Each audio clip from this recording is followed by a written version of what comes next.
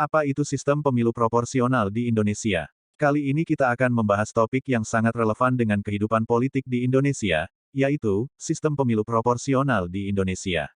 Apa itu pemilu proporsional? Bagaimana sistem ini memastikan suara rakyat didengar? Simak terus berita Bekasi dan jangan lewatkan kesempatan bergabung di Bakti untuk Rakyat. Sistem pemilu di Indonesia telah mengalami beberapa perubahan seiring berjalannya waktu.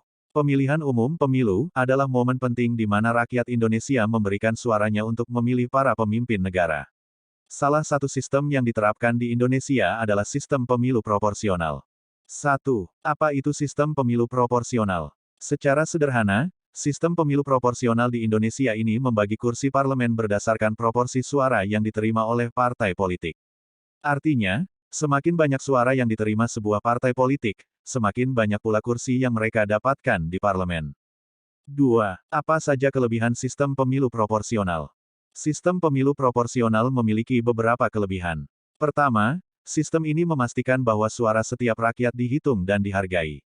Tidak ada suara yang terbuang percuma, karena setiap suara memiliki nilai dan berkontribusi dalam pembentukan kekuatan politik di parlemen. Kedua, sistem ini memberikan peluang lebih besar bagi partai-partai kecil untuk mendapatkan kursi di parlemen. Dalam sistem pemilu proporsional, partai-partai kecil yang memiliki dukungan kuat dari sebagian kecil rakyat masih memiliki peluang untuk menjadi pengambil keputusan di parlemen. Ini menciptakan keragaman perspektif dan mewakili berbagai kepentingan rakyat. 3. Apa saja kelemahan sistem pemilu proporsional? Namun, seperti halnya sistem lainnya, sistem pemilu proporsional juga memiliki tantangan dan kelemahan. Salah satu tantangan yang dihadapi adalah proses pembagian kursi yang rumit dan membutuhkan perhitungan matematis yang teliti. Proses ini memerlukan waktu dan sumber daya yang cukup besar. Selain itu, dalam sistem pemilu proporsional, keberagaman partai politik yang muncul juga dapat menyebabkan terbentuknya koalisi pemerintahan yang kompleks. Koalisi partai politik yang terbentuk setelah pemilu seringkali memerlukan negosiasi dan kompromi yang panjang untuk mencapai kesepakatan dalam mengambil keputusan politik. 4. Sistem yang adil dan inklusif.